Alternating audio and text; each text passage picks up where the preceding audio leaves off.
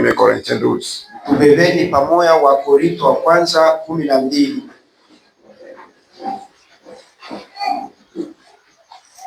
Nous lisons au nom du Seigneur Jésus-Christ. Tuko na somo jina Bwana Yesu Kristo. Je commence du premier verset. Naanza kwa mstari yake ya kwanza. Pour ce qui concerne les dons spirituels, je ne veux pas, frère, que vous soyez dans l'ignorance. Basi juu ya zawadi za Roho, ndugu zangu, sitaki mukose kufahamu. Vous savez que lorsque vous étiez païens, vous vous laissez entraîner vers les idoles muettes, selon que vous étiez conduits. Munajua ya kuwa wakati mulipokuwa mataifa mulichukuliwa kufuata sanamu zisizosema kama mulivyoongozwa. C'est pourquoi je vous déclare que nul, s'il parle par le Saint-Esprit de Dieu, ne dit Jésus est anathème. Et que nul ne peut dire Jésus est le Seigneur si ce n'est que par le Saint-Esprit. Kwa sababu hii ninawafahamisha ninyi ya kama hakuna mtu anayesema katika roho ya Mungu kusema Yesu amelainiwa, wala hakuna mtu anayeweza kusema Yesu ni Bwana ila katika Roho Mtakatifu. Il y a diversité de dons, mais le même Esprit. Diversité de ministères, mais le même Seigneur. Diversité d'opérations, mais le même Dieu. Basi kuna zawadi mbalimbali lakini Roho ni moja, na kuna utumishi mbalimbali lakini Bwana ni mmoja, na kuna kazi mbalimbali lakini Mungu ni mmoja. Le même Dieu qui opère tout en tous. Or, à chacun, la manifestation de l'Esprit est donnée pour l'utilité commune. En effet, laissez-moi lire un peu pour gagner le temps. En effet, à l'un est donné par l'Esprit une parole de sagesse, à un autre une parole de connaissance, selon le même Esprit, à un autre la foi par le même Esprit, à un autre le don de guérison par le même Esprit, à un autre le don d'opérer des miracles, et à un autre la prophétie, à un autre le discernement des esprits, à un autre la diversité des langues, et à un autre l'interprétation des langues. À un seul et même esprit opère toutes ces choses, les distribuant à chacun en particulier comme il veut. Ajoutez un peu Galates. Tuongezeni wa Galatia.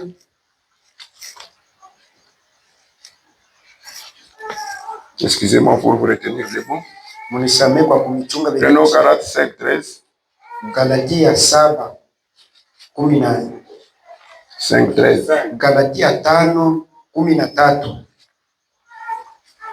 Frères, vous avez été appelés à la liberté, seulement ne faites pas de cette liberté un prétexte de vivre selon la chair, mais rendez-vous par la charité, serviteurs les uns des autres.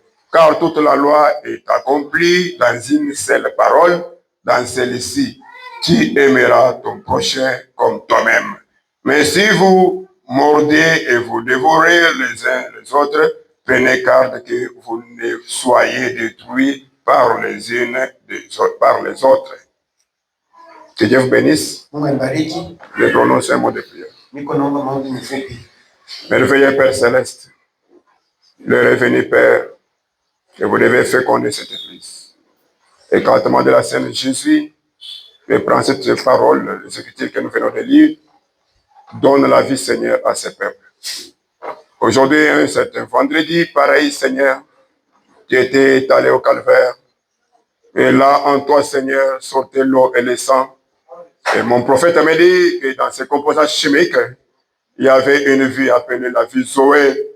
Ça devait retrouver d'autres composants chimiques.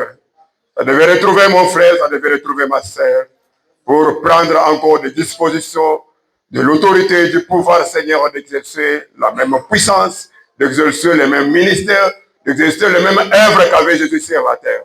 Alors, Seigneur Jésus, enlève tous, au Père bien-aimé, dans une dimension céleste en Christ, là où nous allons écouter et comprendre le langage de ce message. Nous nous consacrons toujours à toi, nous nous abandonnons à toi, crois que tu es déjà au milieu de nous, et tu vas faire quelque chose de plus spécial ce soir, d'une manière spéciale, car je le demande avec foi, c'est au nom de Jésus-Christ. Amen. Amen. Les écritures que nous devons de lire hii maandiko tunatoka mkusoma en Corinthiens 12. wa Korinto wa kwanza 12. Et là, j'explique un thème Na pale natosha mkishina wala mafundisho qui commence au niveau du 8e verset. yenye inaanzia kumstari yake ya 8. Appelons les dons spirituels. Naita mazawadi ya kiroho. Comment j'ai été inspiré sur ce? Namna kani nilisukumiwa pa hii. Comme le berger tentait de prêcher sur l'ordre de l'église, Vile mchungaji yuko na ubiri pa utaratibu wa kanisa, c'est lui-même qui devait être à la chair. Ni peke yake alipasha kwa yule wa mimbali. Et je suis poussé. Na mimi nasukumiwa. Comme il m'a dit qu'il amenait quelque chose que Dieu va vous inspirer. Vile aliniambia leta kitu fulani kile Mungu atakusukumia. Et dans la vision du message, na mkua muono ya ujumbe, comme le travail du prophète était de créer les relations entre l'homme et son Dieu, vile kazi ya nabii ilikuwa ya kuleta uhusiano kati ya mtu na Mungu wake. Comme les dons c'est les reflets de ce même Dieu, vile zawadi inakuwa ni kionekanisho cha ule Mungu ule. Et c'est là où Dieu nous a inspiré de parler sur les dons. Ni pale Mungu alitusukumia tuhubiri pa mazawadi. Je vais introduire ça d'une manière biblique. Nitaingiza taleta kiingilio mnamo na Biblia. Et enfin le prophète va venir coiffer cela. Na kisha nabii atakuja kuhakikisha ile. Vous savez quoi? Mnajua nini? Quand on parle des dons, wakati wanasema juu ya mazawadi, on s'adresse à l'église. Beko naambia ku kanisa. Ne faites pas allusion seulement aux vases. Wewe msiwazie tu kubyombo. Parce que c'est une promesse sababu ni manako pour l'église. Juu ya kanisa. Selon la Bible, kufuatana na Biblia, un don, zawadi, c'est une capacité surnaturelle. Ni maeneo ya yulu. Et cette capacité surnaturelle, ile maeneo ya kimungu, est accordée par Dieu, inaletwa na Mungu par l'intermédiaire du Saint-Esprit. kupitia Roho Mtakatifu. Pourquoi? Jia nini? Pour l'édification de l'église jia majengo ya kanisa et le témoignage de l'évangile. Na ushuda wa injili. Ces dons spirituels hii mazawadi ya kiroho servent à manifester la puissance et la grâce de Dieu. iko nasaidia kuonekanisha uwezo na neema ya Mungu. On trouve ces dons tuko nakuta mazawadi bien listés en Corinthiens 12. Venye kuipanga yote mzuri mu Wakorinto 12. Un don, zawadi, c'est l'action d'abandonner ni tendo ya kuachilia gratuitement. Kwa bure. Suivez l'introduction pour bien saisir le message. Mufuate kiingilio ndio kusikia mzuri uchumi. Donner à quelqu'un la propriété, kukabula mtu kitu kyako, ou la jouissance, wala kumfurahisha de quelque chose, na kitu fulani. Faire un don de quelque chose à quelqu'un, kuleta zawadi kwa mtu, sans rien recevoir de retour, bila kupokea kile kitakurudilia. Et les 9 dons spirituels dont nous parlons, na hii mazawadi kenda kiroho ile tuko nasemezea, ces dons accordés par le Saint-Esprit, ni taletewa na Roho Mtakatifu, sont considérés comme des moyens banaibeba sa vile manjia de manifester la présence de Dieu. Manjia ya kuonekanisha uwepo wa Mungu. Amen, amen. Amen. Les dons spirituels, c'est un moyen de manifester la présence de Dieu parmi son peuple et d'édifier la communauté, l'église que vous êtes. Est-ce qu'on est ensemble? Et les dons spirituels, 9 comme on vient de l'énumérer là, sont regroupés dans 3 catégories. La première catégorie, on appelle les dons de révélation. Soyez avec moi ensemble pour comprendre quelque chose. Première catégorie, c'est appelé les dons de révélation. Et les dons de révélation, on les trouve que 3. Qu'est-ce? La parole de sagesse, neno ya hekima, la parole de connaissance, neno ya ufahamu, et le discernement des esprits. Na kufafanua kama roho. Ces 3 dons forment une catégorie de dons qu'on appelle les dons de révélation. Et le deuxième groupe, on appelle les dons de puissance. Ce groupe de dons, il y a aussi les 3 dons qu'on trouve. Il y a les dons de la foi, il y a les dons de guérison et les dons de miracles. Sans la puissance, ces dons ne peuvent pas opérer. Et le troisième groupe, na kundi ya tatu, appelé les dons d'inspiration, anaita mazawadi ya ufunuo, ou les dons d'expression, ana mazawadi ya kusema. il y en a encore 3. Iko tena tatu. Donc les 9 divisés par 3. Ile kenda banaikabula mara tatu. 3. Iko tatu. Ah, Dieu c'est un vrai damiste. Mungu ni mcheza damu wa. Et il a regroupé encore d'autres 3 dons ici. Anakusanisha tena mazawadi tatu nyingine hapa. Appelé les dons d'inspiration. Kisha mazawadi ya ufunuo. Là où nous trouvons la prophétie, mune tunakuta utabiri, la langue, kusema muruga, et aussi l'interprétation des langues. Na kutafsiri kwa ile maruga. Que Dieu vous bénisse. Amen. Pour le premier groupe, juu ya ile kundi ya kwanza, qu'on appelle les dons de révélation, mazawadi ya ufunuo, ces dons concernent hii mazawadi iko naangalia la connaissance surnaturelle, ufahamu ya kiajuu et la perception des mystères cachés de Dieu. Na kupokea siri yenye kufichama ya Mungu. Amen, amen. Amen. Ces dons hii mazawadi concernent inaangalia une connaissance surnaturelle. ufahamu mwa ya yulu sana. Les dons de révélation Mazawadi ya ufunuo vous amènent à connaître quelque chose mujue kitu fulani et Dieu avait déjà prévu. kenye Mungu alikuwa Vous savez ce qui a été déjà fait. Na kenye hata inaisha kufanyika. Avec les prophètes, vous les verrez, Dieu l'a mené même au début du commencement. Utamwona Mungu ampeleke nabii tina kumwanzo ya kuumba. Les autres ont parlé du commencement. Wengine walisema juu ya mwanzo. Mais avec ces dons en opération, Lakini pamoja na Dieu a mené le prophète William Branham Mungu anafikisha au début du commencement. Kumwanzo ya kuumbile. On évolue. Tuko nenda kumbele. Le mystère caché de Dieu. Siri yenye kufichama ya Mungu. Il y a parole de sagesse. Huko neno ya hekima. Parole de connaissance. Neno ya ufahamu. Et discernement des esprits. Na kufafanua kwa maroho. C'est ce qui amène la connaissance surnaturelle. Ndio ile iko naleta ufahamu ya yulu sana. Ce n'est pas une connaissance charnelle. Sina aina ufahamu ya kimwili. Non. C'est une connaissance surnaturelle. Ufahamu ya yulu. C'est qui vient de Dieu. Ya kutokea kwa Mungu. Et le deuxième groupe qu'on appelle le don de puissance. Na kundi ya pili wanaita mazawadi ya uwezo. Il manifeste l'autorité de Dieu. Iko naonekanisha mamlaka à travers les actes surnaturels. Kupitia matendo ya juu wala ya là on est en train de parler d'une manière surnaturelle. Pale tuko na sema namna kiroho. Si vous n'êtes pas du domaine surnaturel, kama hamuna mwali ya vous ne pouvez pas comprendre quelque chose. Hamutaelewa kitu hata kimoja. Et parmi ces dons, katikati ya mazawadi, il y a les dons de la foi, uko zawadi ya imani, les dons de guérison, zawadi ya et les dons d'opérer les miracles. na zawadi ya kufanya miujiza. Ceci, c'est pour manifester l'autorité de Dieu. Ndio kuonekanisha mamlaka ya Mungu. Amen. Amen. Soyons ensemble. Tukweni pamoja. Et le troisième groupe, na kundi ya tatu, qui est le don d'inspiration ou d'expression, mazawadi ya c'est donc concerne la transmission de la parole de l'esprit kukabula kwa neno ya kiroho par la prophétie, kupitia utabiri, les dons de langue ya et l'interprétation des langues. Na kutafsiri kwa ile maruga. Que Dieu vous bénisse. Mungu abariki. Est-ce qu'on est ensemble? Tuko nenda pamoja. J'ai bien dit les dons de révélation. Mimi nasema mzuri mazawadi ya ufunuo. Ce sont des capacités surnaturelles ni maeneo moja ya yulu accordées par le Saint-Esprit inaletewa na Roho Mtakatifu pour communiquer les choses cachées de Dieu. Juu ya kuonesha mambo yenye kufichama ya Mungu. Et là on a énuméré les 3 dons. Pale tuko na mazawadi tatu. Qui sont les dons de connaissance, mazawadi ya ufahamu, de la sagesse, ya hekima, et le discernement des esprits. Na kufafanua kwa maroho. Ces 3 dons sont les dons de révélation. Ni mazawadi ya ufunuo. Que Dieu vous bénisse. Amen. Et pour bien comprendre, ces dons sont utilisés pour le bien de l'Église. Que des individus même. Permettant de comprendre, de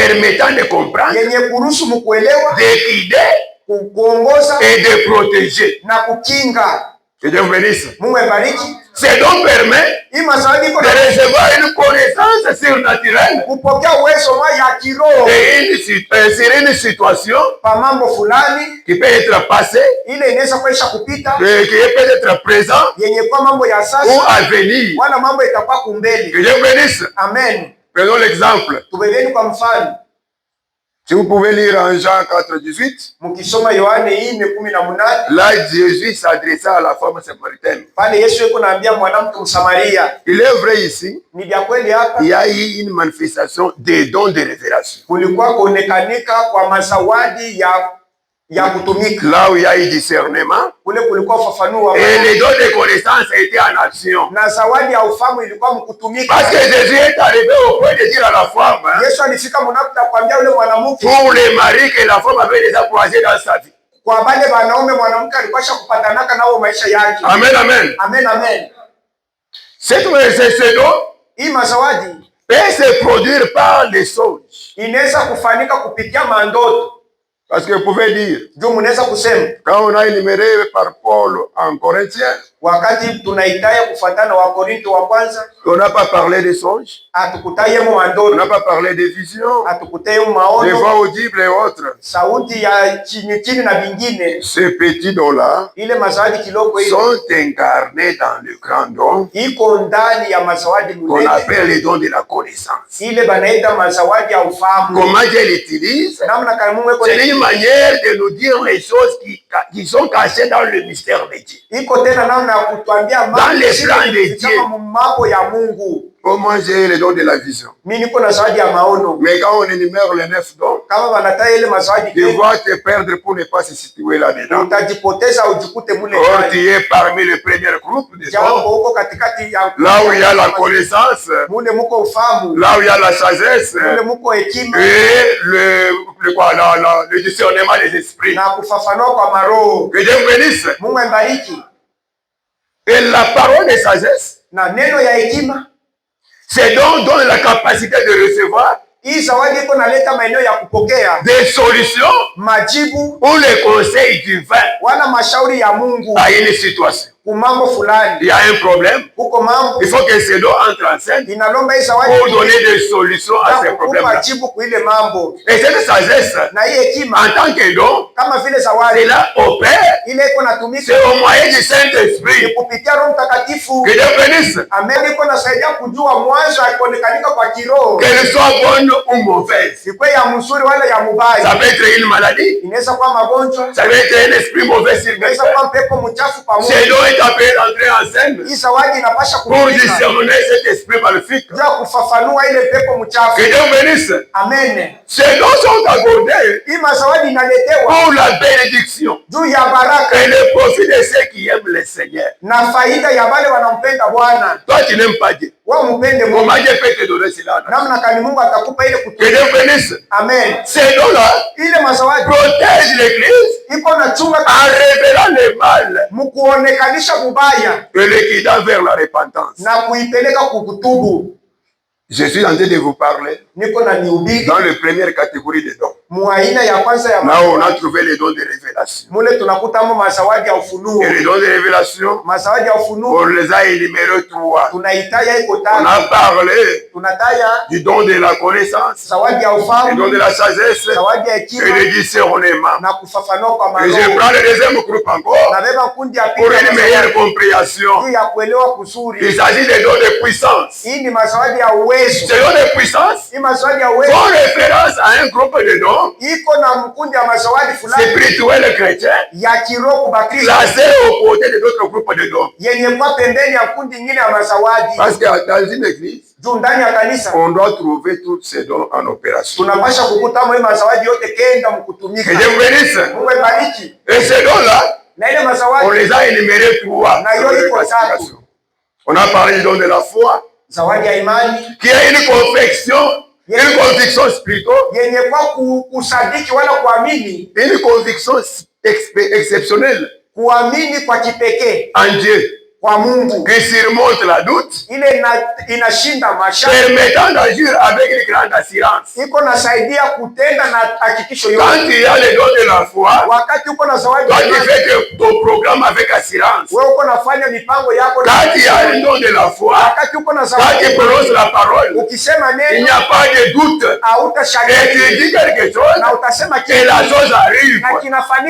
Que Dieu bénisse. Amen. Et on a parlé de don de guérison.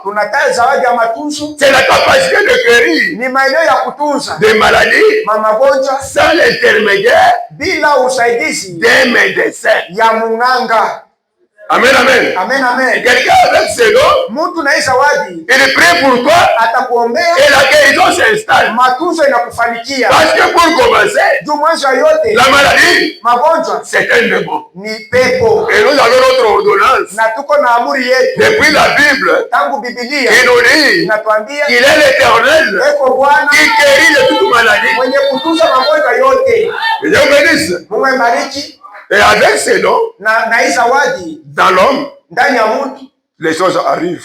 mambo itakufikia, La guérison arrive. matunzo iko nafanyika. Que Dieu bénisse. Mungu abariki. Et on a parlé de dons, des miracles. Tunasema tena juu ya zawadi ya miujiza. C'est la capacité Hii ni maeneo de faire des actes surnaturels pour glorifier Dieu. kufanya matendo ya ajabu wala ya kimungu juu ya kumtukuza Mungu. Toi qui n'as pas les dons de miracles, Wewe una na zawadi ya miujiza, on t'amène un boîtier bakuletee kiwete et tu t'avances pour prier. na unakaribia kumbele juu ya kumwombea. Peut-être par la foi. Saa zingine kwa imani Parce qu'il faut qu'il y ait ces dons inanomba kukweza pour zawadi qu'un miracle se produise. juu ya muujiza ifanyike Que pale. Dieu bénisse. Amen.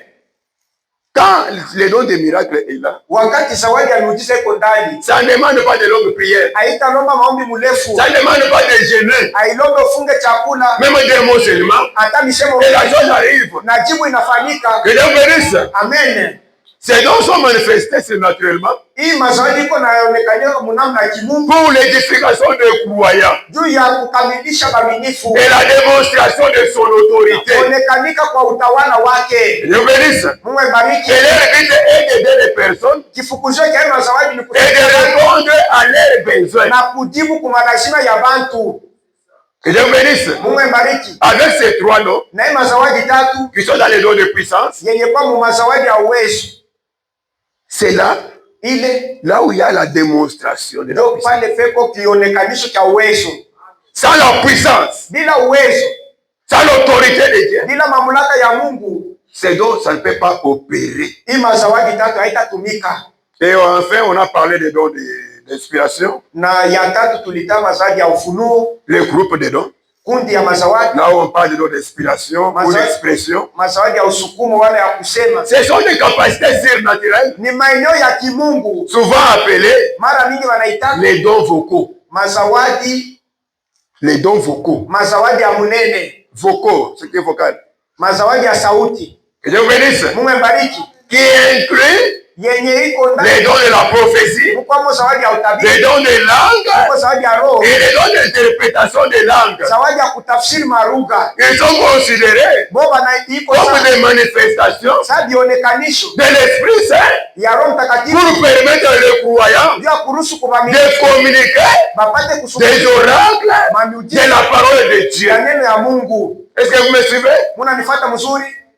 Si vous ne captez pas l'introduction, Kama mubambe kiingilio, c'est difficile de comprendre le message de ce soir. itakuwa ya nguvu kuelewa ujumbe. Les dons de la prophétie, Mazawadi ya utabiri c'est la capacité de communiquer ni maeneo ya kusema un message divin ujumbe ya Mungu d'une manière intelligible. munamna mwa ya akili, D'une manière intelligible, ça veut dire faciliter la compréhension. kufanya kusikia kuelewa kukwe kuzuri Sous l'inspiration du Saint-Esprit. chini ya usukumo ya Roho Mtakatifu. Et les dons de langue, Na mazawadi ya roho, les dons de langue, zawadi ya ou de kusema parler en langue, wala kusema muruga, sont souvent mara mingi iko dans une prière. ndani ya Tu maombi. peux être là en train de prier Unaweza kuwa pale et uko tu na t'arrives à un moment là unafika où les mwa paroles que tu commences à prononcer, ule misemo utaanza ça ne kusema vient pas de toi haitokee kwa et tu ne wewe, comprends pas. Tu auelewe, perds même la conscience. hauna Tu tena, commences à prononcer des choses. unaanza kusema vitu.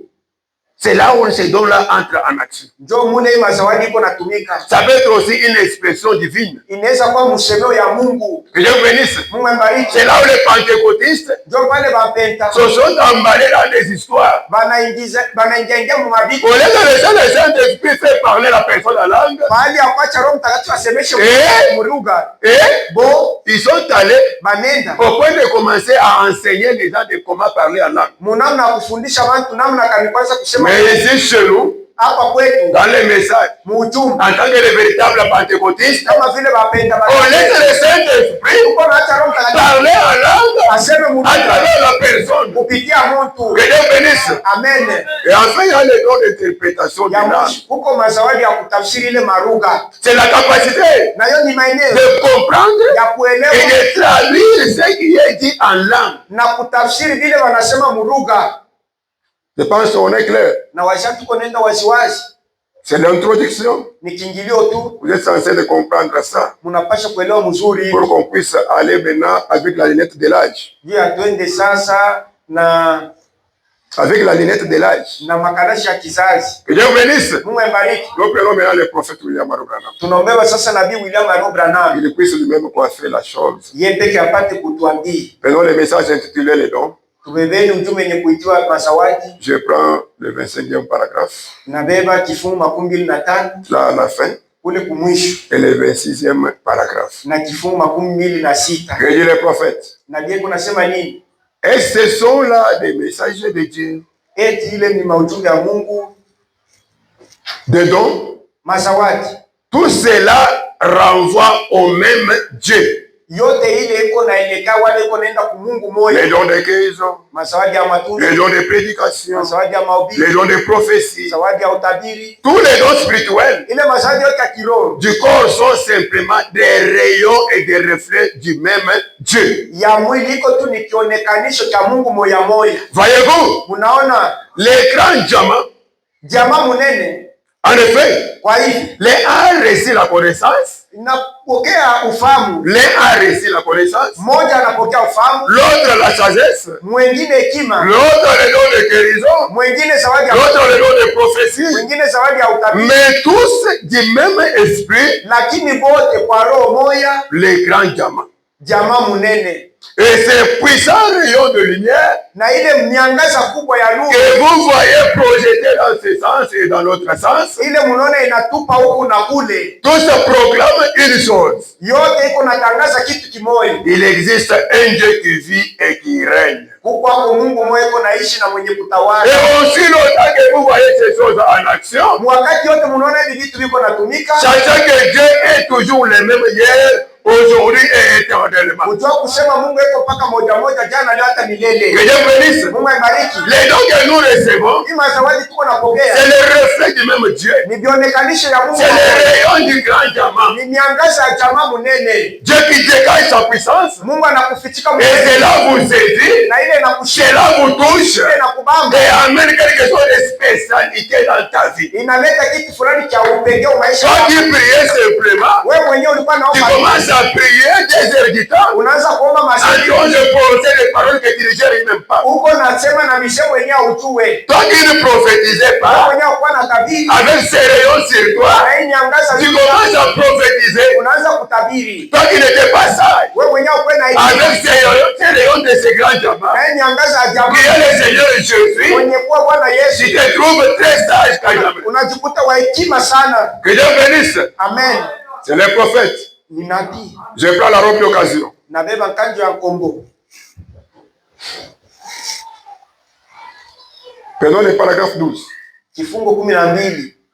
Dans notre tabernacle, Mumaskani yetu chez nous au début, wetu kumwanzo, car dans notre église baptiste au début, wakati mkanisa yetu ya quand batizo, j'avais reçu le baptême du Saint-Esprit wakati walipokea et que j'avais eu un appel au ministère, na nilipokea mwito, nous avons essayé de chercher Dieu ulipima kumtafuta Mungu pour les dons spirituels. juu ya mazawadi ya kiroho. Le prophète William Branham, Nabii William Aro Branham il dit bien que anasema mzuri, il a cherché Dieu. alitafuta Mungu Pourquoi? juu ya nini? Pas pour l'argent, Hapana juu ya makuta, pas pour les mariages et autres. hapana juu ya mandoa, Mais il a cherché Dieu lakini alitafuta pour les dons juu spirituels. ya mazawadi ya kiroho. Que dit le prophète ici? Nabii yako nasema Nous recevions tous ceux qui venaient, tulikuwa napokea yote, vilikuwa na qui avaient des dons, mulikuwa mazawadi. Peut-être 1 heure avant le début du service. Saa zingine umoja kumuona mwanzo wa kazi. Comme il aimait la chose. Vile alikuwa anapenda sana hiyo. Comme notre pasteur l'a toujours dit. Hivi mchungaji wetu anasema. Et quand il a désiré la chose, na wakati alitamani. Il pouvait quitter ici vers le Lubumbashi. Aliweza kutoka. En train de chercher comment ces choses opèrent. Eko natafuta namna Et le même désir qu'avait notre berger. Ni amo ya moyo. C'est le désir qu'avait aussi les prophètes au début. Ndio ilipaka na nabii wetu kumwanzo. Que Dieu bénisse. Mungu ambariki. Si vous trouvez un pasteur kama mnakutana mchungaji qui nie les dons, uleko na katana comprenez seulement que ya kutumika il n'est pas encore scellé. Mwelewe kasema si Parce que ce qui amène l'opération de l'homme, ile iko naleta kutumika c'est le baptême du Saint-Esprit. ubatizo wa Roho Mtakatifu. Tu as le ministère, uko na huduma. Dieu t'appelle. Mungu anakuita. Et il faut que le Saint-Esprit inalomba sasa pour monter à la chair. Et quand le Saint-Esprit va venir, il ne viendra pas seul. Asitakuwa yeye. Ça va apporter quelque chose de plus. Qui va accompagner votre ministère. Et Dieu bénisse. Si vous êtes appelé à être un berger, c'est don de sagesse. Être appelé de vous accompagner. Si tu es appelé à être un enseignant, c'est don de la connaissance de la parole. Ça va vous accompagner. Pour les évangélistes, c'est don de guérison est obligatoire. Tu ne peux pas aller sur les champs de bataille. C'est la puissance de Dieu. C'est la démonstration de Dieu. Et pouvoir amener les hommes à Christ. Impossible. Il faut avoir la chose. Avoir premièrement le Saint-Esprit. Et il y aura une spécialité qui va t'accompagner. Prenons le message voir Dieu. Non, prenons d'abord l'ordre de l'église de 58. Que Dieu le prophète dans le 19e paragraphe. Oh, nous croyons. Aujourd'hui, les dons spirituels parmi les croyants sont à l'ordre du jour. Que Dieu bénisse. C'est l'actualité. Les dons dans les croyants, c'est à l'ordre du jour. Vous ne pouvez pas croire qu'un homme puisse prêcher sous l'inspiration et puis être un enseignant inspiré et puis nier les dons de guérison, les dons de prophétie, la parole, le parler en langue, l'interprétation de langue ou n'importe quel de ces autres dons. C'est impossible. Si vous entrez dans une église où les dons ne sont pas opérationnels, comprenez seulement que la tête ou bien le berger de cette église-là, il n'a pas encore reçu le Saint-Esprit. C'est simple. Parce que ça va entrer en action quand il y a eu Pentecôte. Maintenant, il n'y a jamais eu Pentecôte dans cette église. Et vous voulez qu'il y ait l'opération des dons. Ça sera les dons comme les fonds, les dénominationnels. Là où vous allez trouver les malades pour aller auprès du pasteur ou bien des anciens pour prier pour eux. Et partent auprès des gens qui ont des dons. Tout ça, c'est par l'ignorance. Je prends aussi le message intitulé Voir Dieu.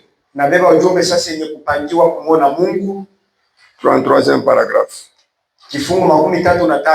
Je crois dans tous les dons spirituels. C'est les prophètes. Toi qui ne crois pas aux dons là. Écoutez ce que dit les prophètes de l'âge. C'est lui qui a amené le message que tu as écrit. Prophète continue. Je crois dans toute la Bible. Je suis pentecôtiste de la tête aux pieds. Est-ce que vous écoutez les prophètes? Il dit bien que je suis pentecôtiste de la tête aux pieds, au-dedans et au-dehors, à tous égards. Je suis pentecôtiste absolument. Les gens disent, vous êtes un baptiste. D'après ce que j'avais dit, je suis un pentecôtiste baptiste. Je suis un pentecôtiste baptiste. Niko mpentekotiste tena mbatizaji. Je suis un baptiste qui a reçu la bénédiction de la Pentecôte. Niko mbatizaji alipokea baraka ya kupentekote. Ainsi, Hivi niko, j'aime le Seigneur Jésus. Nampenda Bwana Yesu. Que Dieu vous bénisse. Mungu abariki. Le prophète William Branham, Nabii William Branham, il se disait lui-même alikuwa anasema yeye mwenyewe qu'il est pentecôtiste. eko mpentekotiste. Ce n'est pas par le raisonnement, Haina kwa mafikiri ce yake. n'est pas par le mouvement des masses. Haina kwa wingi wa Il se connaissait, alijitambua. il avait croisé Dieu et il a quelque chose de surnaturel dans sa vie. Eko na kitu kimoja cha yulu maisha yake. Parce que la Pentecôte, Nuko Pentekoste, quand il y a eu la descente de la puissance de Dieu, wakati kulikuwa kushuka kwa uwezo wa Mungu. Frère Branham dit, Nabii anasema tous les 120 bote 112 avaient reçu la puissance de Dieu. balipokea uwezo wa Mungu. Et il dit encore, Anasema tena même Marie, la mère de Jésus, hata Maria mamake na Yesu avait titubé. alilempa Parce que la puissance de Dieu, ndugu, uwezo wa Mungu ça ne peut pas te saisir hawezi et kukushika, tu restes mobile. unabakia imara.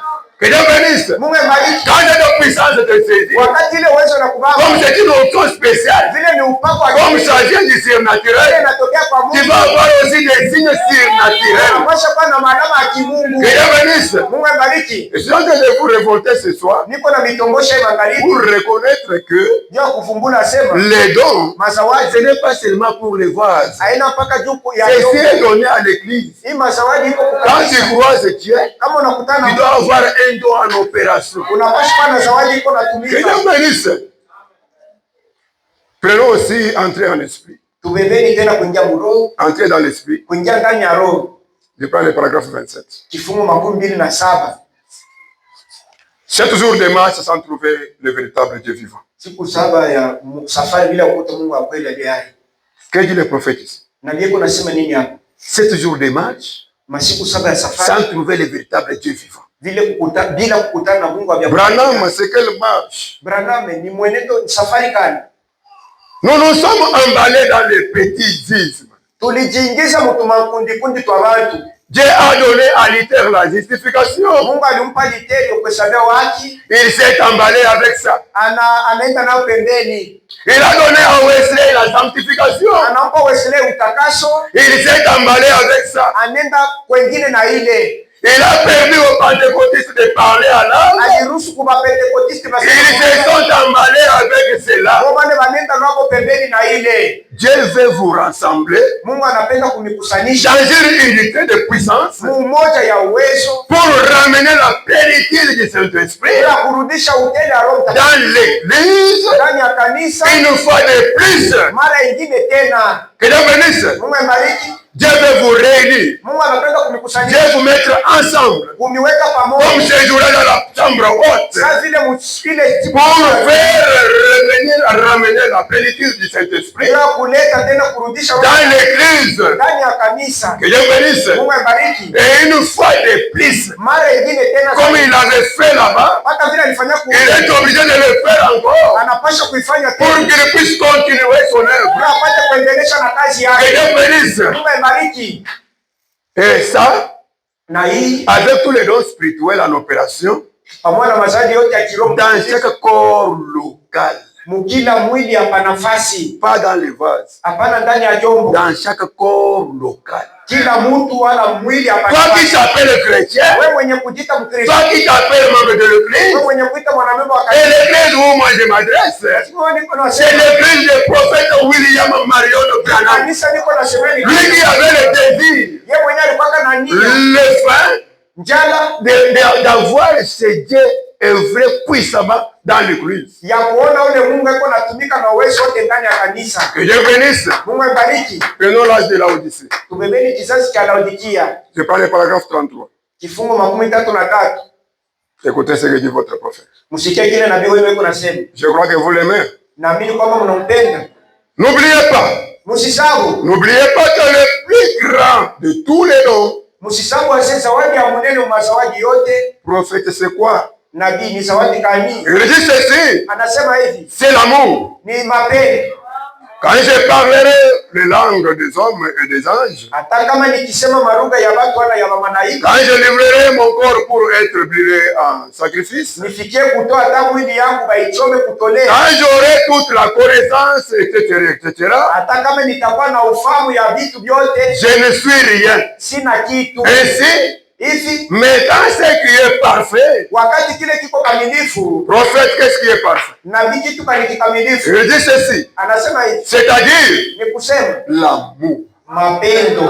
Que Dieu bénisse. Mungu bariki. Si tous les dons spirituels kama mazawadi yote ya kiroho ne sont pas cimentés ensemble par l'amour, aiwekee pamoja kupitia mapendo, cela ne tiendra pas. ile haitawezekana wala itaenda kumbele. Dieu bénisse. Mungu bariki. Tout autre mortier se brisera, Jiwe ingine yote itavunjika, se miettera, itajiweka, mais l'amour demeure à toujours. lakini mapendo inabakia milele. Vous voyez? Munaona? C'est dans Corinthiens, 1 Corinthiens 13. Ni Wakorintho wa kwanza 13. Comme le prophète nous envoie là-bas. Vile nabii anatutuma mule. Soyons humbles pour le lire encore. Tukweni wanyenyekevu kwa kuisoma tena. Prophète qui dit Corinthiens 13. Nabii wa Korintho 13 inasema nini? Écoutez attentivement. Musikieni kwa makini. Quand je parlerai les langues des hommes et des anges, kama nikisema lugha za watu na za malaika, si je n'ai pas la charité, lakini sina na mapendo, je suis un rang qui résonne ou une cymbale qui retentit. Nimekuwa kama shaba inayolia au kupata. Et quand j'aurai les dons de prophétie, na kama ninakuwa na zawadi ya unabii, la science de tous les mystères et toute la connaissance, na kufahamu siri zote na maarifa yote, quand j'aurai même toute la foi jusqu'à transporter les montagnes, na kama ikiwa nina imani yote hata nikiweza, si je n'ai pas la charité, kama sina mapendo, je ne suis rien. mimi si kitu. Continuons. Tuendelesheni. Et quand je distribuerai tous mes biens pour la nourriture des pauvres, na kama nikitoa mali zangu zote kulisha masikini, quand je livrerai même mon corps pour être brûlé, na nikitoa mwili wangu niungue, si je n'ai pas la charité, lakini kama sina mapendo, cela ne sert à rien. hainiletei mimi kitu. La charité est patiente. Mapendo yanavumilia. Elle est pleine de bonté. Ni upole. La charité n'est point envieuse. Mapendo haijue wivu. La charité ne se vante point. Mapendo haishiriki. Elle ne s'enfle pas d'orgueil. Haihesabu mabaya. Elle ne fait rien de malhonnête. Hayafanye kitu cha Elle ne cherche point son intérêt. Haitafute kama faida yake. Elle ne s'irrite point. Haikasiriki. Elle ne soupçonne point le mal. Haisisiti bubaya. Elle ne se réjouit point de l'injustice. Hayatumaini maneno. Mais elle se réjouit de la vérité. Lakini anavumilia maneno. Elle excuse tout. Iko na hurumia vyote. Elle croit tout. Inaamini yote. Elle espère tout. Inatumainia yote. Elle supporte tout. Na kuvumilia yote. La charité ne périt jamais. Mapendo haipotei kamwe. Les prophéties prendront fin. Maunabii itaisha. Les langues cesseront. Marugha kusema. La connaissance disparaîtra. Ufahamu itapotea. Car nous connaissons en partie. Sababu tunajua. Et nous prophétisons en partie. Na tuko na tabiri kwa kipande. Mais quand ce qui est parfait sera venu, wakati kikamilifu kitakapokuja, et ce qui est partiel disparaîtra. Ile ya kimwili itapotea. Prenons 13. Maintenant. Sasa. Donc ces trois choses de mer, ces trois choses de mer. Basi sasa inadumu hii tatu. La foi, imani, l'espérance, tumaini, la charité. mapendo. Mais la plus grande de ces choses, lakini neno kubwa c'est la charité. Ni mapendo. Que Dieu bénisse. Mungu ibariki. Tu peux prophétiser. Unaweza kutabiri. Tu peux faire des miracles. Unaweza kufanya comme nous le désirons là. Vile tuko na itamani. C'est bien. Ni mzuri. Mais si tu n'as pas d'amour, kama una na mapendo, ça ne va pas aider. Haitasaidia. Parce qu'il faut qu'il y ait l'amour. Inaomba kukwembele Et mapendo. vous verrez la chose en train d'avancer. Utaona ile kitu inaenda kumbele. Comme nous proclamons l'évangile là. Vile tuko natangaza injili. Et si cela est proclamé avec l'amour, kama inatangazwa na mapendo, ça va produire des résultats. Itazala majibu. Que Dieu bénisse. Mungu abariki. Je ne sais pas même combien de minutes on m'a donné. Sijui bananipa dakika ngapi. C'est un message trop long. Ni ujumbe moja mrefu. J'ai essayé un peu de marcher là-dessus superficiellement. Napima kutembea pale yulu pour vous amener à comprendre quelque chose. Jua kumifikisha kuelewa kitu fulani. Mais si on avait le temps, kama tungekuwa na wakati, on devait commencer à décortiquer don par don. Tulipasha kufasilia zawadi kuzawadi ingine. Prenons ça. Tubebeni hii. Question-réponse numéro 1. Swali na majibu namba ya kwanza. Je vous lis le 169e paragraphe et 170. Niko nasoma kifungo 117, 169. Soyez attentifs. Mkwe wasikilivu. Parce que je vais atterrir par ici. Tamalizia hapa. Ce que je préférais de mon église, kile tapendelea kwa kanisa yangu, j'aime mon prophète napenda nabii wangu parce qu'il avait des préférences. Il avait des ambitions. Alikuwa na mawazo mzuri. Prophète, c'était quoi? Nabii ilikuwa ni nini? C'est que les gens aient sur leur cœur, ni kusema watu mapokee kwa roho yao, et dit grand fardeau buzito mwa munene pour prier, wa kuomba, qu'il reste ici de volonté, qu'il s'y soit jour et nuit, et tout, et dans leur foyer, qu'ils soient constamment en prière. Parce que vous savez quoi? Cette puissance qui amène les dons, c'est là ça peut venir. Du moins si vous êtes dans l'atmosphère. Du moins si vous êtes dans la prière, si vous aimez la chose, c'est ça ce que le prophète préférait pour l'église. L'église que toi tu es membre et que moi je suis aussi membre. Continuons avec le prophète. Qu'il soit constamment en prière et qu'il soit humble, qu'il s'efforce d'amener les gens à Dieu, qu'ils aillent à l'hôpital payer pour qu'ils aillent à l'hôpital faire des visites et qu'ils rendent visite aux malades. Pour vous, ceux qui peuvent visiter les malades, ce sont seulement des diacres. C'est seulement les pasteurs. Toi, tu ne peux pas aller visiter quelqu'un qui est malade. Tout ça, c'est quoi? Tu n'as pas la chose. Parce qu'avec le Saint-Esprit, tu apprends que quelqu'un est malade, tu t'es poussé d'aller même prier pour ton frère. Parce que la promesse est pour tous. Il est vrai, dans l'église, quand quelqu'un est malade, il est censé d'appeler les anciens. Mais celui qui est dehors, votre voisin là, qui est tombé malade, l'ancien n'est pas prêt. Ton enfant là, ton mari là, ta femme là, qui est tombé malade, le pasteur n'est pas là, le diacre n'est pas là, tu vas faire comment?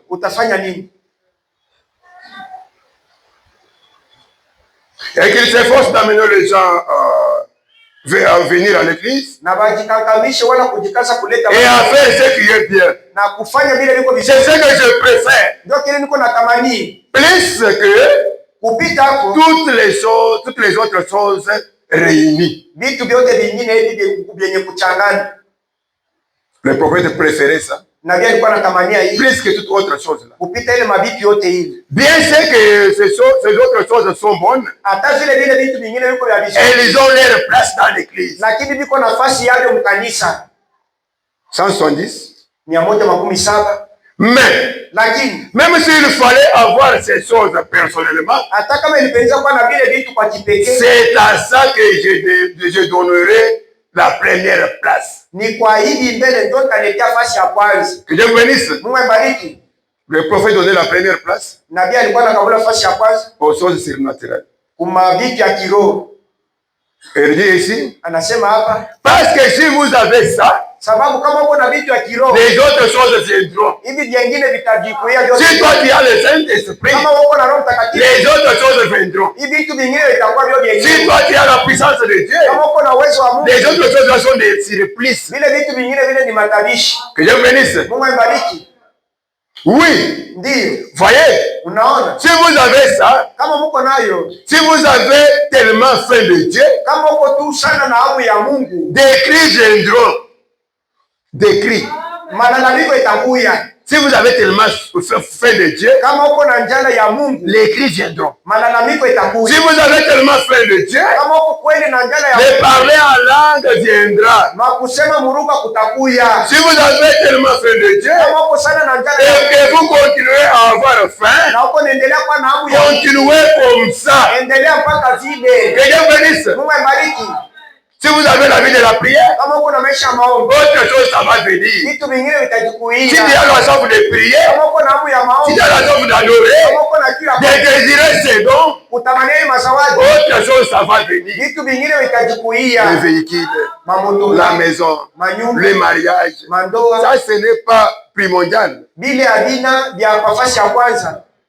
Que Dieu bénisse. Mungu abariki. Premièrement, désirer Dieu. Cha kwanza mtamanie Mungu. Cherchez l'amour de Dieu. Mtafute mapenzi. Cherchez le baptême du Saint-Esprit. Mtafute ubatizo wa Et Roho. autre chose, là, ça va venir. Na vile vitu vingine vitajikuia. Oh Seigneur Jésus. Oh Bwana Yesu. Si vous avez tellement faim de Dieu, Kama mko na hamu sana et que vous continuez à avoir faim, na mnaendelea kwa continuez comme ça. muendelee vile. Et si vous voyez que vous devenez indifférent, Kama unaona sio unakuwa mtu wa kusula. parce qu'un chrétien, c'est celui qui fait le compte à rebours. Mkristo ni mtu yuko naangalia mwenendo wa maisha yake. Il essaie de se vérifier. Eko napima Il voit kujiangalia. que ces derniers temps, je ne sens pas cette connexion-là. Unaona sasa wakati sisikie ile. Il voit que ces derniers temps, je ne sens pas la présence de Dieu. Unaona sasa mwi wakati. Il voit que ces derniers temps, je ne sens pas la visitation sur ma Unaona grâce. sasa mwi masiku sisikie Le kutembea. prophète dit ceci. Nabii anasema hivi. Souvenez-vous bien de ceci. Kumbukeni mzuri. Attention. Kalamkeni.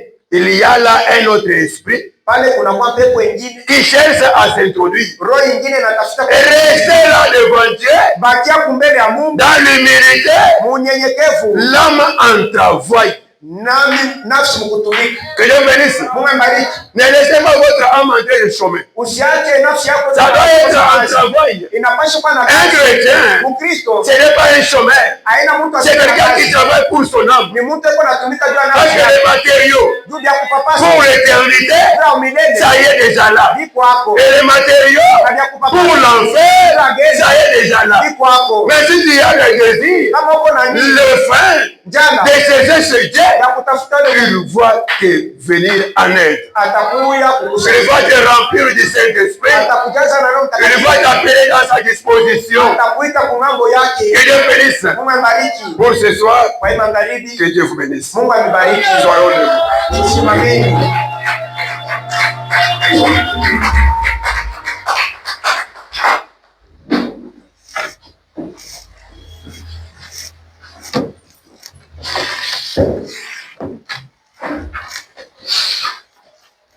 Est-ce qu'on peut applaudir pour le Seigneur Jésus? Bwana Yesu.